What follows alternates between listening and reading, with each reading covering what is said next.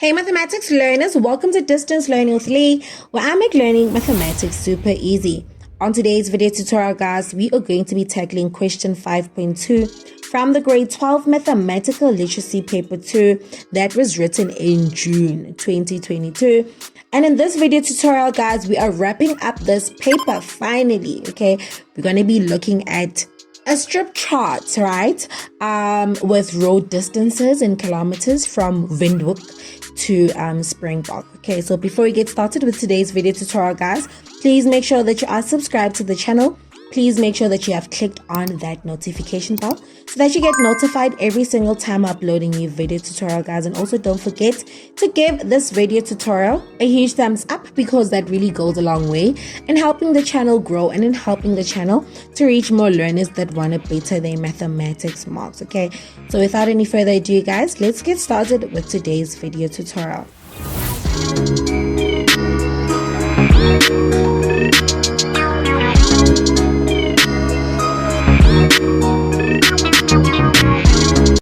So let's have a look, right? We're going to be tackling question 5.2. And question 5.2 says, Letitia, all right, studied a strip chart connecting Springbok in South Africa with Windhoek in Namibia, right? On Annexure D is a strip chart showing road distances in kilometers from Springbok to Windhoek, okay?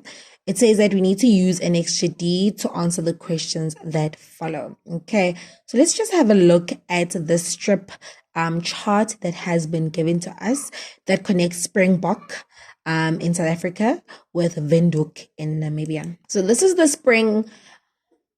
strip chart that has been given to us, right? And before we even get started with questions, guys, I think it's important that we just have a look at the key. And what is basically going on in this strip chart, okay? So it says that this is the strip chart with road distances in kilometers from Windhoek to Springbok, okay? So this is basically our strip chart, right? And we can see that, right? We are also given a compass here to just help us with directions, right? There at the top right, okay? And the key basically tells us that where we basically see those hexagons, okay, that is a hexagon, okay. So we have like a shape that has, I think it's 1, 2, 3, 4, 5 vertices or 5 corners. We know that we're basically dealing with a hexagon, but that's not the point, right? So if we basically see a hexagon, that shaded gray hexagon, that basically tells us that we're dealing with a national or a highway roads, okay? And we're told that the average speed on your highways or your national roads is 100 kilometers per hour. When we see a symbol C and when we see those horizontal lines, okay, so from the chart here, when we see a symbol C, so we see there's a C19 there, C24, C, right? That basically tells us that we are on gravel road, okay? And the average speed when you're on the road, on that road, is 80 kilometers per hour, okay? And then when we see that square, right, that basically, that shaded, a square that is shaded in gray, that basically tells us that is a place of interest, right? So there we see that's a Kokerboom forest, right? That's a place of interest, okay? And when we see here, we've got another, is it a square or rectangle? Okay, we can see that is a Fish River canyon, right? So those are all the places of interest. We've got another square there, right? So those are all the places of interest. We're also given an additional information here. It says NBB1 is a national highway in Namibia, okay? So yeah, that is that, guys. We also see that here on the left and on the right, we're given kilometers, right? So basically, if you're basically moving from Springbok, right, to the border, right? So we can see that that line basically represents the border that basically separates South Africa to Namibia. We can see that you basically travel 129 kilometers, okay? Then when you move from North Dwelver to oh no, guys, please forgive me, okay? With the pronunciation of these words, all right? We can see that the distance, to get the distance traveled between those two places, you're just going to take the 268 minus 129 and so on and so forth. Okay. So please take note. When we see those values lay, like from there to there, we see that 330, that basically just represents the kilometers traveled, or the kilometers to be traveled when you move from this place, all right, to that place. Okay, so I think we're more than ready to basically have a look at the questions that are given to us and basically get started. Okay, question 5.2.1, state one difference between a strip chart and a normal roadmap. Okay. So guys, just some extra additional information. When we're basically dealing with a strip chart, okay, strip charts, guys, are useful for basically when you're planning a trip, okay? Strip charts basically use straight lines, right, to connect important features along routes, right? So with a strip chart, you'll basically see towns, you'll see tourist destinations, you will see dams, right? So that's basically all the additional information or routes that you'll basically see. So in a strip chart, those are all the features that will be included, right? It also shows the distances between places, right? Like I mentioned here, okay, we've got the distance that is also given to us between North Dover to Now, right, that place there. And to get that distance, all we basically need to do is we need to take the 268 minus 129, right? So if we basically do that, you'll see that the distance between those two places is 139. So we can see that, okay, with the strip chart, okay, distances between two places are also shown. Okay. However, when we're dealing with a strip chart, guys, it's important that we note that there is no relationship between the length of the line joining any two places and the actual distance. So remember, guys, when you're basically dealing with a map, right, you can basically, let's say, for example, when you're dealing with a map, you could measure the distance from there to there with your ruler, and your ruler would basically say that it is let's say, for example, 2 centimeters. Okay. And you would be able to basically say that, okay, if it's 2 centimeters on the map, that would mean that, okay, in real life, you'd be given a scale. Then you'd be able to calculate that, okay, in real life, it is maybe, let's say, for example, 20 kilometers. Okay. But it's important to note that when we're dealing with a strip chart, okay, that is not the case. Okay. There is no relationship between the length of the line joining any two places and the actual distance. So that is the important part. Okay. And then, guys, also when we're basically dealing with a roadmap, okay, the difference between a strip chart and a roadmap is that roadmaps basically show aerial pictures. Okay. So when we're basically talking about aerial pictures, like pictures that are basically, if you basically were to take a picture of Gauteng from the top, right? It's like a satellite taking a picture of Gauteng from the top. So that's what we're talking about, right? So road maps show aerial pictures of your industrial, residential areas, right? They show your street or your road names indicated in your maps, right? Sometimes your map may have your grid references, right? And it's very important to note that when we're dealing with our roadmaps, guys, okay, they are always drawn to a specified scale, meaning that the distance from one point to another on the map will actually give an indication of what the actual distance is in real life. Okay, because a scale will be given. Okay, so it's very important to note those differences. I think there's only one difference from what I've basically given you guys right now when it comes to a strip map as well as a normal road map, right? Is that with a strip map, okay, there's no relationship between the length of a line basically joining two places and the actual distance. However, right, when you're dealing with a road map, okay, a roadmap is always drawn to a specified scale. Okay, so I think I've just given you just additional information that you guys need to also know for your test exams when it comes to just dealing with a strip chart as well as a roadmap. Okay, so I think we're ready to just have a look at question 5.2.1. It says that state one difference between a strip chart and a normal roadmap. Okay, so I've already gone through this with you guys. I've already explained this with to you guys, right? And I've basically said that a map is drawn to scale while a strip chart is not. Okay, so here it just depends how you basically word it, but it has to be along those lines that a strip chart is not drawn to scale, but a roadmap is drawn to scale. Okay, so let us write that down.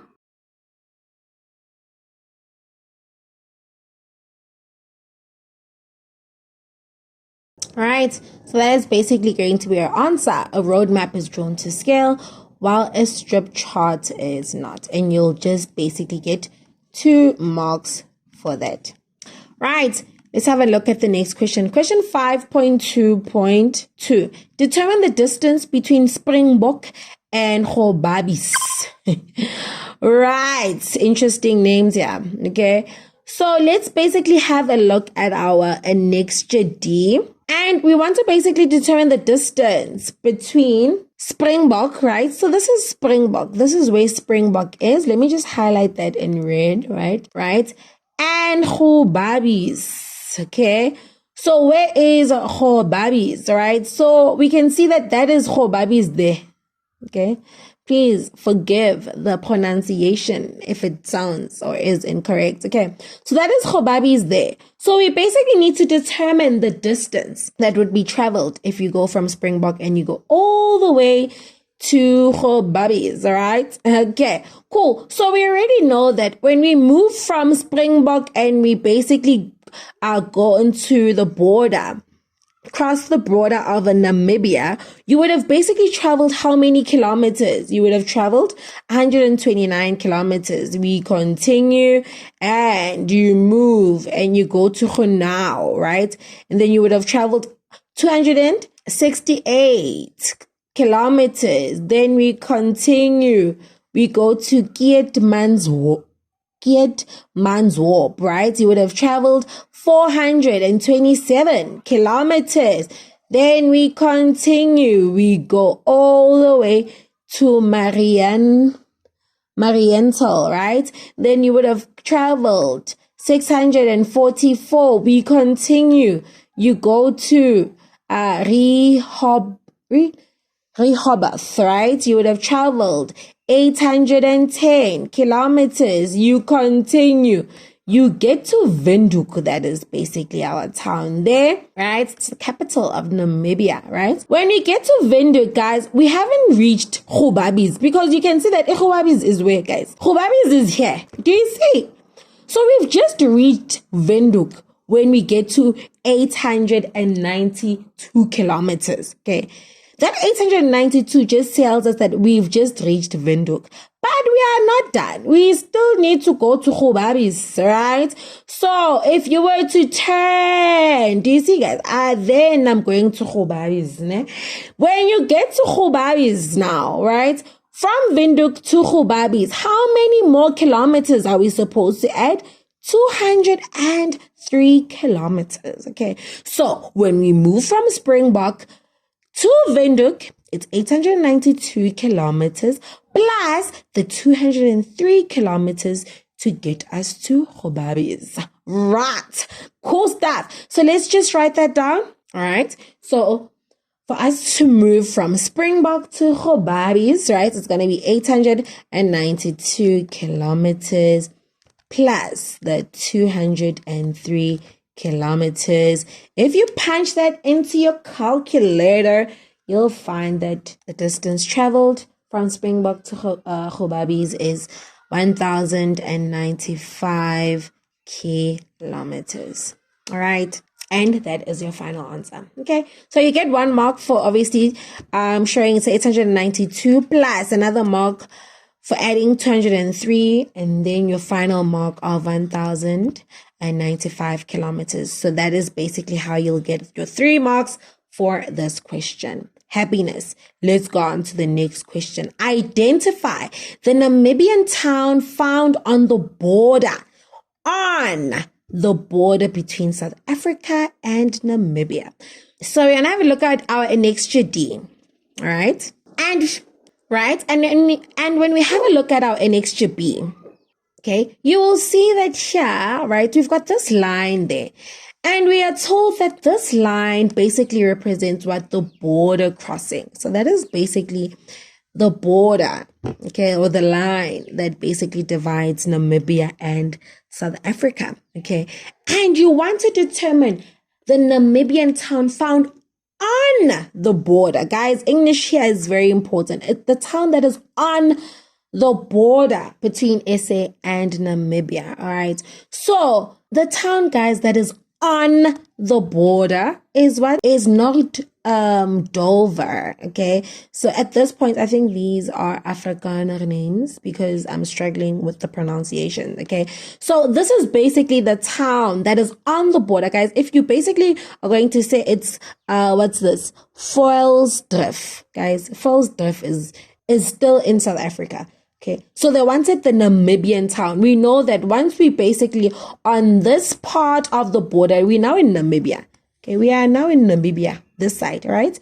So the town that is on the border is not, it's not Dover. Okay, so we're gonna write that down. All right, and you'll just get 2 marks for giving the town. Right, cool stuff. Let's go on to the next question. Question 5.2.4. Letitia undertook the following trip. She left Solitaire at 4 o'clock in the morning and she traveled 140 kilometers south on C14, right? So she left Solitaire at 4 and she traveled 140 kilometers south on C14. Then we are told that she turned right and she traveled 289 kilometers east on C19. We are told that at Mariental, she turned, then drove to Keetmanshoop and arrived at 12:25. So this is all the information that is given to us. The time that she left is 4 o'clock in the morning and she arrived at 12:25 in the afternoon, right? So calculate the total distance Letitia traveled during this trip. Okay, so with this question, with A, right, it's very easy because we already know that, okay, when she left Solitaire at 4, she traveled 140 kilometers. So that's easy. That's the first part. So you're just going to take the 140 kilometers, right? And then we are told she turned right and she traveled 289 kilometers, right? So we're going to take the 140 kilometers plus that 289 kilometers. So we're going to add the 289 kilometers, right? At Mariental, she turned, then drove to Keetmanshoop and arrived at 12:25. So all that we basically need to find out is how many kilometers did she travel from Mariental to Keetmanshoop, right? And then from there, we're going to add that 140 kilometers plus 289 kilometers plus that third bullet's kilometers to basically determine how many kilometers she traveled. Okay, so let's have a look at our next GB, right? She was at Solitaire, so I'm just going to highlight these places. And she traveled 140 kilometers south, right? Already, because we know that's north, that means that if she traveled south, she was going in which direction, guys? She was going in that direction, okay? Because we are given that north is up, right? So if we're going south, we're going down, okay?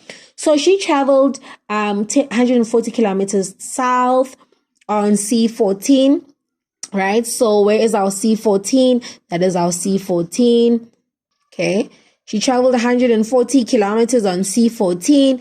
Then she turned right and traveled 289 kilometers east on C19. Then she traveled on C19, guys. We can see that this is C14 here, right?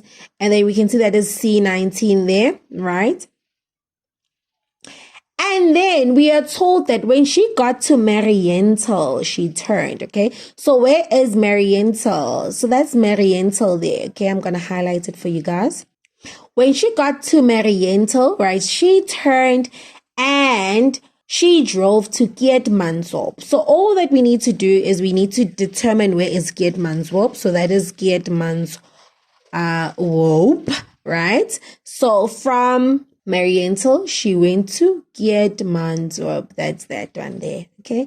So all we need to do is we just need to determine the kilometers traveled from Mariental to what? To Keetmanshoop, okay? So all that we need to do then for this question, okay, we're going to just take the 644 kilometers and we are going to minus 427 kilometers to basically determine how many kilometers she traveled from Mariental to Keetmanshoop, right? So if you basically take your 644 kilometers and you minus your 427 kilometers, you'll find that she actually traveled 217 kilometers from Mariental to Keetmanshoop, right? We need to show that in our working out. So let's write that down.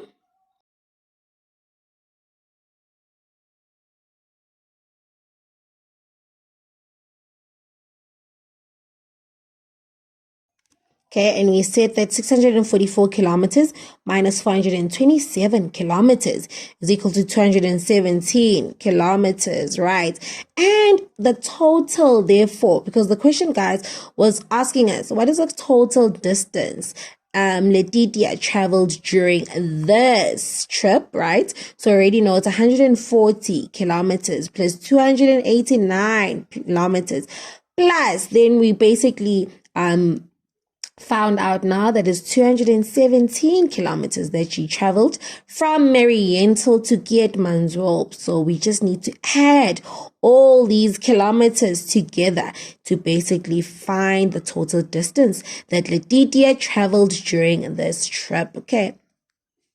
Right? So if you basically add up all these kilometers together, guys, you will get that it was 646 kilometers, right? So how would this question be marked, right? So you'll get 1 mark, right, for actually knowing that you need to basically take that 644 kilometers and you need to minus the 427 kilometers, right? And to give you 217, that's another mark, kilometers, right? And then you'll get a final mark for basically giving that the total distance that Letitia traveled was 646 kilometers, okay? And that is your 3 marks. Question number B.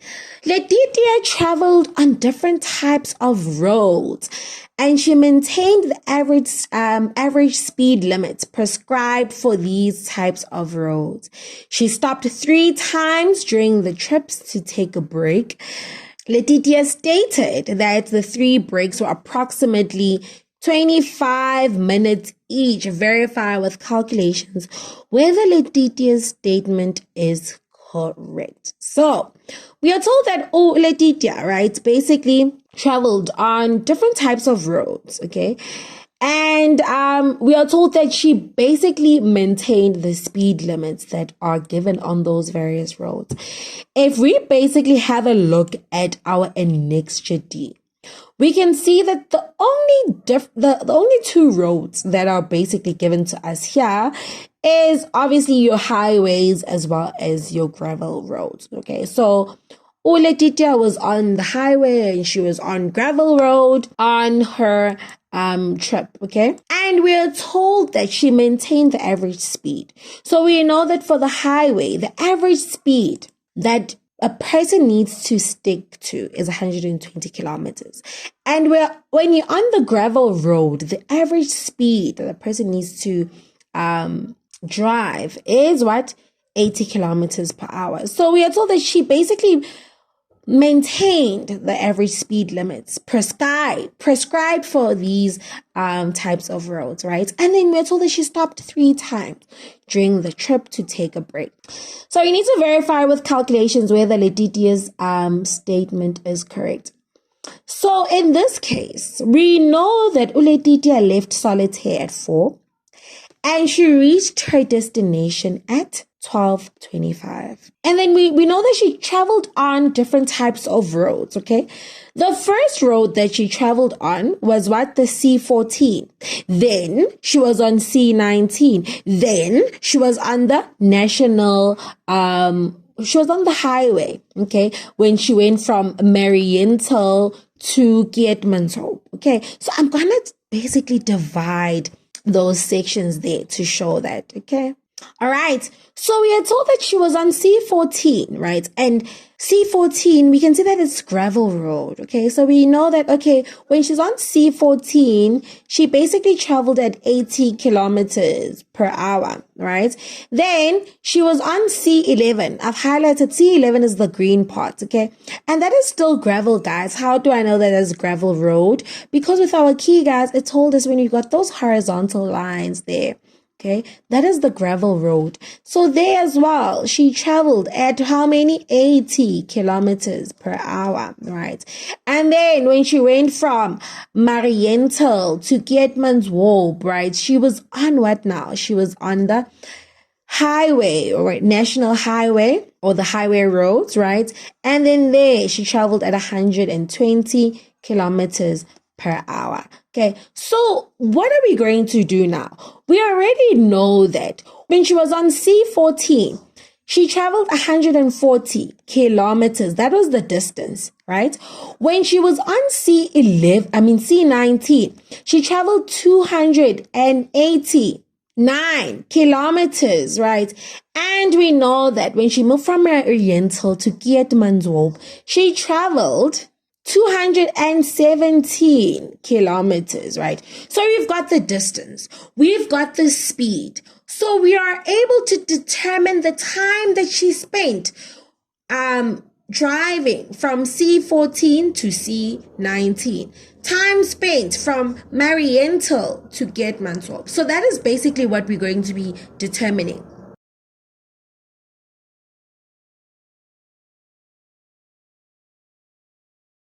All right, so we know the C14, guys, the distance that she traveled, it was given to us, it's 140 kilometers. So I'm just going to fill in all that information. At C19, the distance traveled 289 kilometers. And then from Mariental to Keetmanshoop, it was 217. So I'm just going to write that down.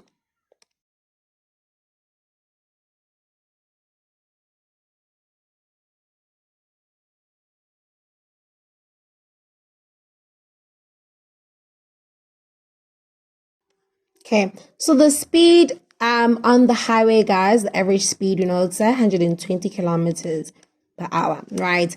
And then, guys, we are given the formula that we need to use to determine the time that she spent on the different types of the roads, okay? So let's just determine the time that she spent on all these roads. So we know that time is equal to distance over speed. So the distance that you have divided by the speed. All right, and then, guys, here we know that we can see that the units are the same. It's kilometers, right? So the time that we will get when we basically divide our distance by our speed is going to be in hours, right? So please take note of that, right? So if we basically take that 140 kilometers and we divide it by 80, so 140 kilometers divided by, I'm going to write it like this because I want to show you something, divided by 80 kilometers per hour, right? So this can be rewritten as 140 kilometers multiplied by 1 over 80 kilometers. So it's 1 hour, right? Okay. So we can see that the kilometers and kilometers cancel, right? So 140 divided by, it's the same as saying 140 divided by 80, guys. I'm sure you can see that. So it's 140 divided by 80. Whatever answer you will get basically represents the hours that she spent on your C14 on that road there. So if you take 140 and you divide that by 80, you will see that she spent 1.75 hours, right, on your C14.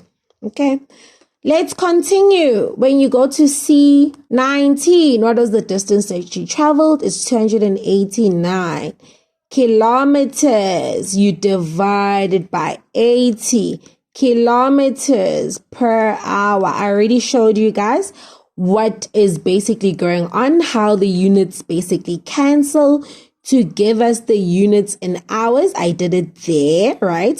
So I'm just going to leave it like that. But we already know that the kilometers units are going to cancel, and whatever units we are going to get are going to be the units in hours. So if you take 289 kilometers and you divide it by 80, you'll get 3.6125 hours. Sure. So she basically spent 3.6125 hours on your C19 road. Let's go on to the time that she spent on the highway from Mariental to Keetmanshoop. Right. So we're going to take the 217 kilometers. You're going to divide it by the average speed on the highways, which is 120 kilometers per hour.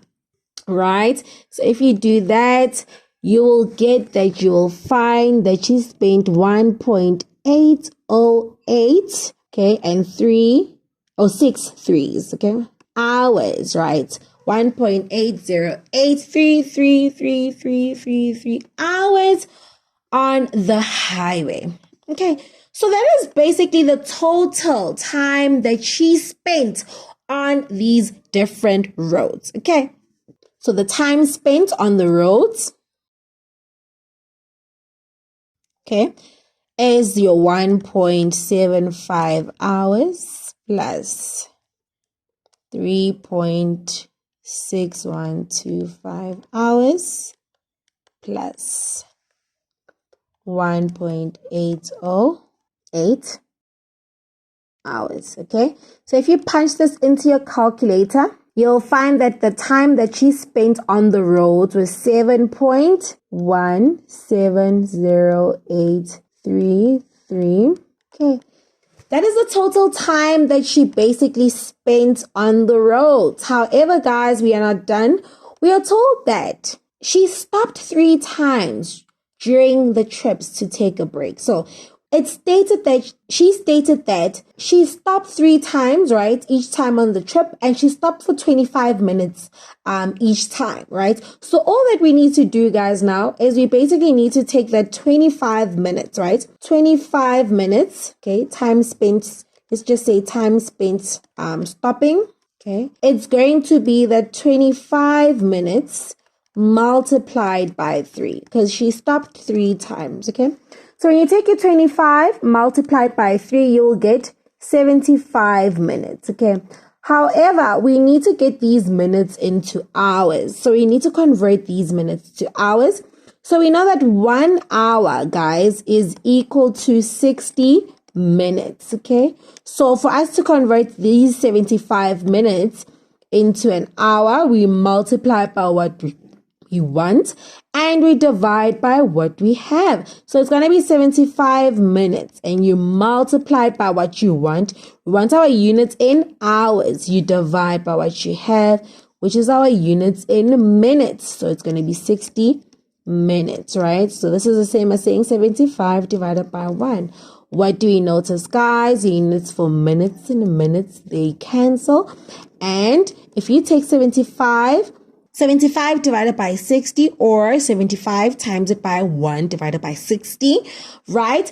So if you punch that into your calculator, you'll find that the time that she spent stopping is equal to 1.25 hours, right?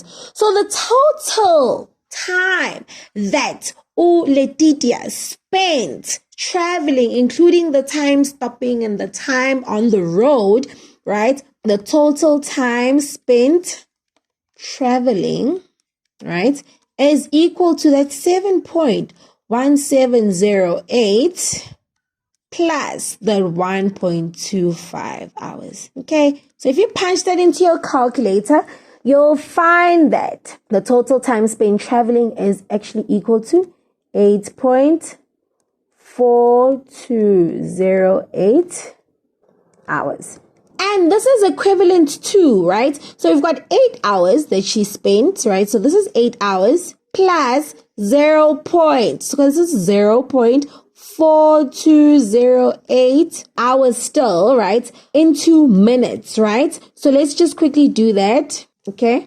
So if we convert that into minutes, I want to show you guys, it's going to be 42, right? We'll multiply by, we're going to use this here to help us convert it into minutes. Multiply by what you want, which is 60 minutes, which runs our units in minutes, divided by what you have, units in hours, right? This is hours. The hours cancel, right? And if you take 0.42083333 hours multiplied by 60 minutes, you'll find that this is actually equivalent to 25.25 minutes. Okay, what does this mean?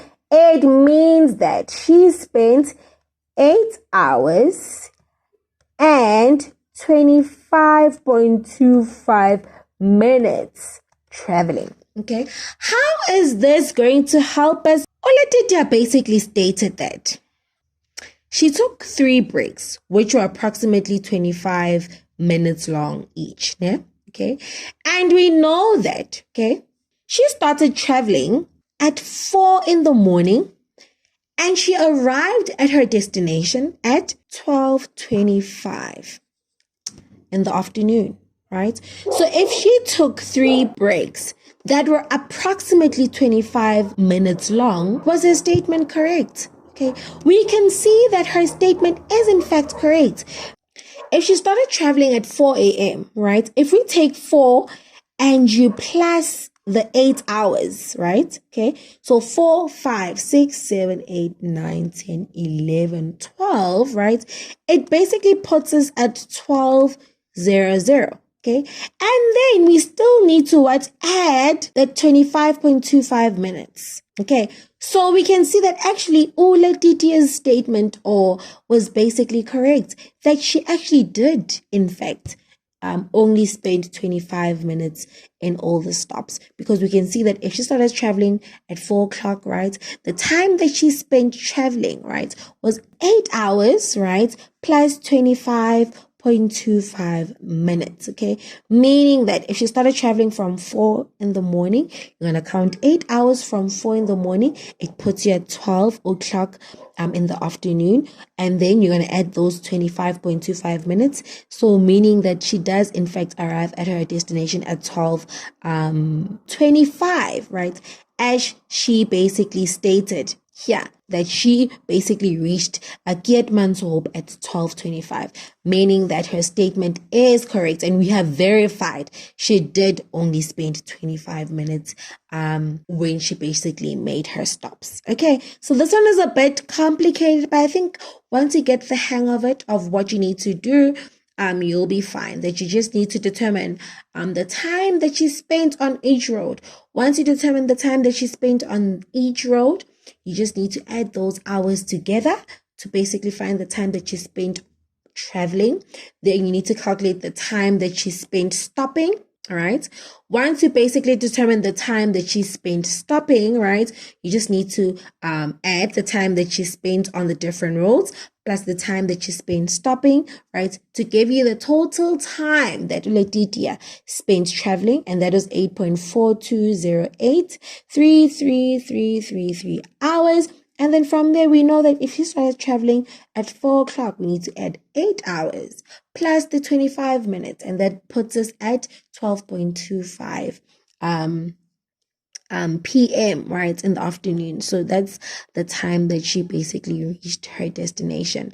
What's also important here is that we need to understand if it's 8.420833 hours, okay, this is 8 hours, okay, this is 8 hours. Point. This is also 4 point, this is also 0.4, because this is 0.420888 hours. So we need to convert the numbers that are after the decimal point, right, into minutes to basically be able to determine those what is that 0.42 hours representing? Okay, and it represents 25.25 minutes. Okay, so I think that is it for today's video tutorial, guys. I hope I didn't miss, or I hope I didn't lose anyone in this question.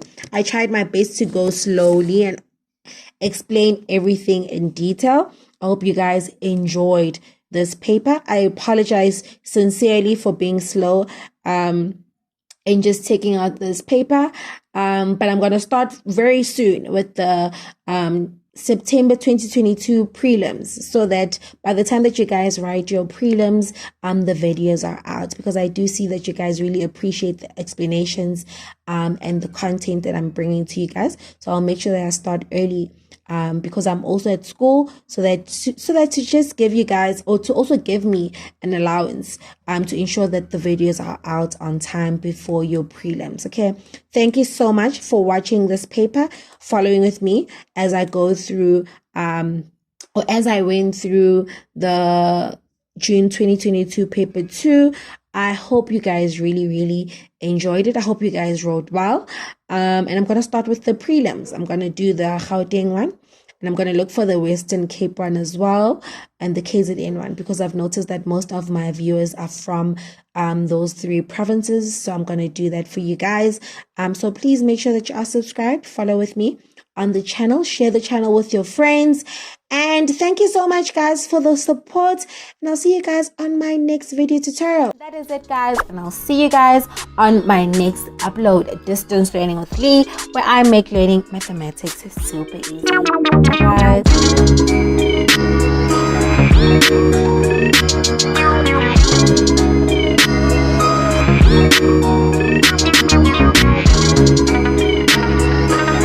guys.